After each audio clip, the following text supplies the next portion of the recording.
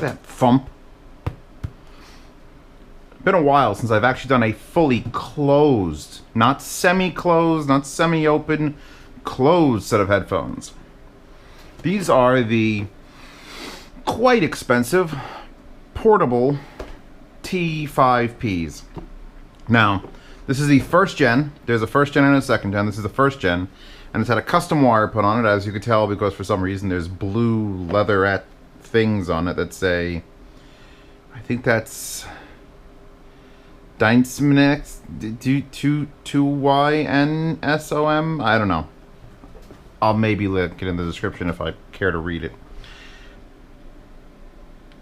And we're getting back to expensive Beyer-Dynamics. Now, my last expensive Beyer-Dynamics were the T90s, which caused me to drink on camera. And that was bad. No drinking today, though. Well, maybe a drink to celebrate. You see, Beyer-Dynamic, you say, if you ask me which Beyer-Dynamic headphones do you want out of the line, before I got these, it would have been the DT770s. I love the DT770s. They're V-shaped like a mofo. There's no mid-range, but that low end and the highs get just high enough, and it's like comfort because they have these pads on them, and look how big they are, and they're soft, and oh yeah, it was great. Attached wires suck. They're built out of bumper car plastic. Whatever. Didn't matter. So those are around $200, $220. So let's step up. No, let's pass all those open cans I've tried. No. No. Go past all the open ones. I haven't tried the Cops. If you have a set of Cops you want to send me, feel free to contact me on Reddit. But the 880s, the 990s, the T90s, I didn't hate the 880s, but my set was broken, so maybe I would. The 990s I thought were still a little treble sharp, and people keep coming to me for gaming, like, are they good gaming headsets? And you know what? For gaming, you could have a little bit excessive treble because, you know, bullet whizzes and footsteps. It's fine. But then the T90s were just flat out unusable. Couldn't use them. Couldn't use them. They were just pain. So I was looking forward to the T5ps to see if they were also pain, because they say the magic word, where is it? Not Germany. With Tesla technology. What that basically means is treble murder. Treble murder. So the box comes with a case, and the only way I could describe the material this is made out of, it is homeless felt. Made out of homeless felt. This is the worst, most disgusting. It looks like it's recycled out of just, you know, undergarments that the homeless wear. So I'm glad it comes with the case. It should for the price, and the price currently for the first edition is $856. $856. The second edition, which I'm honestly not sure what they changed because they look identical, are $1,100. So it looks like the pads actually are better on that one, because that's one of the things I talk about on this sound. We're going to talk about, and then I'm going to get to comfort, and it's going to be like, oh, which is why that's happening right now. So after coming off the Stax kick and the 207 Ultras up there, which look at them, how majestic they sit, I'm not disappointed in the way these sound. They have, I guess, what I would consider the classic Beyer-Dynamic closed sound, with whomping, fast, precise bass, and then highs that reach almost too high, just so fucking close that I can almost say it's too high, but they don't. They come down. And then these have Soundstage, just like the 770s. I wish I had a set of 770s. I might have to buy a set just to keep them around, just to shit kick them around, so I can compare. But what these are not lacking is mid-range, which is what the 770s, as soon as you put them on, it's like, ooh, bass, ooh, treble. And then it's pretty much like putting on a set of karaoke headphones because there's no mid-range and vocals disappear. But these don't do that. So if you're buying what is essentially the same build with nicer materials for closed with attached wire, and of course when you have your wire change out from an attached wire, you want to definitely change it out to another attached wire. That's great. But I like these headphones. I like them a lot. A significant amount. Now, what's the last actual closed headphone I reviewed? Because all the Fostex are all semi-open. The T900s, I got the 600s back there. Those are semi-open. Nothing's really closed. Like the Alpha Dogs and the Alpha Primes, those were closed. So these would be in that category. These have better bass than both of those. These might have... The only thing that's going to beat these in bass is the TH900s. But again, those are semi-open. Can we look inside them? Can we look there? And I'm going to probably peel this pad off before the end of the review, but... Do you see? Do you see? They just take the driver and they smash it not on the side, but on the front. So when you wear them, depending on if you have them way back on your head and your ears up front, or if you pull these things forward and your ear moves to the back, the sound completely changes. You'll find where it sounds best. You'll just do that. They're tiny. Look at this. They're hand sized. They're not small. I mean, the cups aren't small. These are the 7. They're not small, but overall, can I have a comparison pair? 9500s. These are small. So I like that because they're not uncomfortable, because you pull this up and these should click, but they don't. So they sort of reset back to small every time, and you got to stretch them out and stretch it out. The clamp is perfectly linear. It's obviously built well. It's German and $1,000, so it's gonna be built well.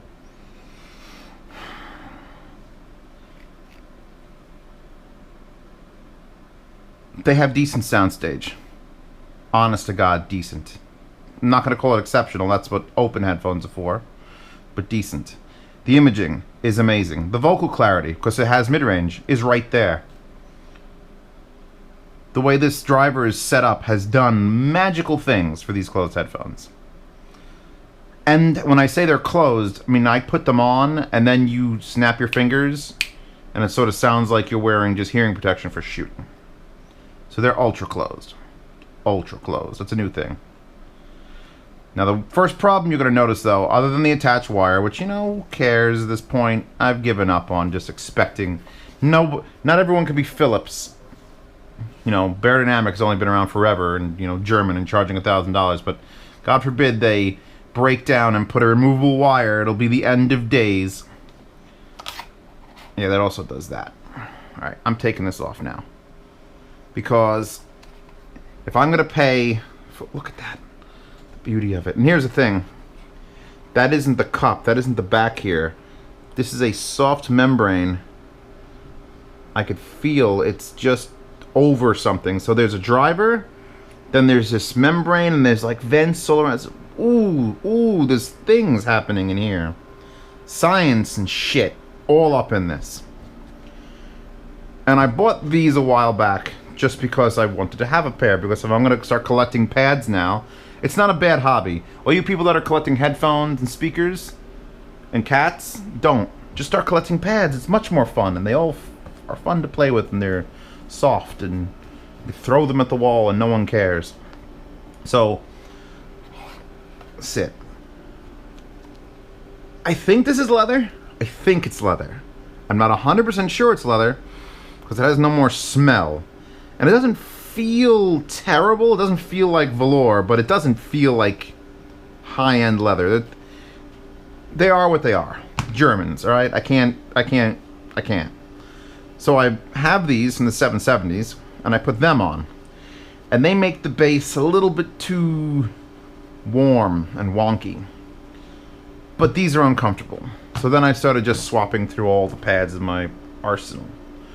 And actually found like the Brainwaves velours. And it's pretty sad when you buy a $1,000 set of headphones and the $20 Brainwaves pads are more comfortable. But they are. Brainwaves velour. I had them on there for a bit. And how the treble, it sort of just evens it out. If these were still V-shaped, and I think they are still slightly V-shaped, they just don't go as deep as the 770s, these sort of level them out. These were enjoyable on this. And then I went, I think did the angled. I just wanted to see if the added distance affected it negatively. It really didn't. These are one of those pairs of cans that, you know, sometimes when you put a bigger pad in it, it ruins shit, circa Mark IIIs. But these more are concerned with the actual breathability. So then I did the angled brainwaves, and they were pretty good. And then I said, these are a $1,000 pair of headphones. Let's do some crazy stuff. These are the cowhide, like, super thick leather ZMF pads. Because I have the, not the protein leathers are on the argons. And then those are the lambskins permanently attached there, pretty much. So I put these on. Sounds good. Wasn't like overly bassy. So feel free if you already own these, because I'm not sure how many of you are going to go out right now and buy these $1,000 Beyer-Dynamics, no matter how much I like them. But feel free to swap pads. The only concern with this is the fucking... you see how much lip you get? It's that little tiny lip, that very precise German lip, where this is like, boom, big, fat, sloppy lip. So you may have a little hard time getting it all around and fitting. It's a pad party. Fill all the pads up.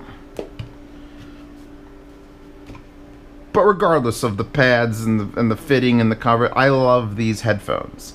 Now, I have a review coming up of the TH600s, which are the TH900's baby brother. And it's going to be real hard not comparing the two. And possibly liking these more. The Soundstage isn't as wide, but the imaging is better, and frankly they are exciting. These are exciting to listen to. I don't know if they're $1,000 exciting to listen to, but they're more exciting to listen to than a lot of headphones that I've listened to. Listen to.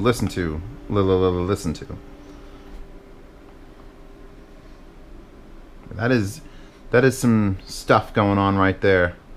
I do approve. I can't go over much else. The build, you know, ooh, it's got this nice piece of soft. I mean, the headband itself is actually like that's the leather you want up on the headband, and it fits nice and tight against your head, so the whole thing touches your head. Yeah, I have very little bad to say about these, which is usually in my videos. If I have nothing bad to say, then they're boring. Screw you. I'm not playing Parcheesi. I do hate putting these pads back on because it is such a finite little shit job. Which I'm gonna play with them a little more with some different pads before I do the sound demo. But yes. They're not hard to power, obviously, because this is the portable. These are considered portable. It says it on the thing. It says portable. So, you know, they're powered with thought. I've got the VA2 here. The SMSL VA2, and even though I'm plugged into the high gain, I'm at like 10 o'clock, so it's like, it's loud enough. It's plenty loud. Anywhere near noon on that, and you're gonna go deaf. Yeah, it's just yes, they're worth the $1,000. I would love to know what the Gen 2 does. I can't tell you what the Gen 2 does because, well, I'd have to do research, like hardcore research. I'm sure it'll just be arguing. That's what it always comes down to. What's the difference? Arguing. We made a Gen 2 so people would argue about it.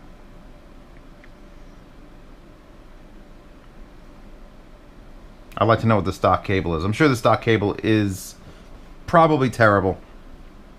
But, meh. Beyer-Dynamic has its style. I mean, if they came out with this and said it was $300, it'd be like, all right, it's a $300 set of Beyer-Dynamics. It'll look exactly the same. Nothing would change. This would always be plastic. This would always be metal. This would have a pattern and it would say Beyer-Dynamic.